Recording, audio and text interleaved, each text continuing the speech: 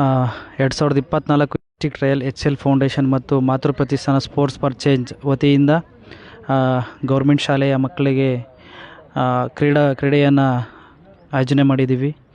ದಯವಿಟ್ಟು ಎಲ್ಲ ಆಟಗಾರರು ಮತ್ತು ತರಬೇತಿದಾರರು ದಯವಿಟ್ಟು ಈ ದಿನ 10ನೇ ತಾರೀಕು ಕಬಡ್ಡಿಯನ್ನು ನಡೆದಿದೆ.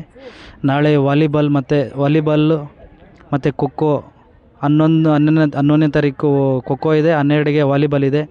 ದಯವಿಟ್ಟು ಎಲ್ಲ ಆಟಗಾರರು ಮತ್ತು ತರಬೇತಿದಾರರು ತಂಡಗಳನ್ನು ಕರ್ಕೊಂಬಂದು HCL ಫೌಂಡೇಶನ್ನ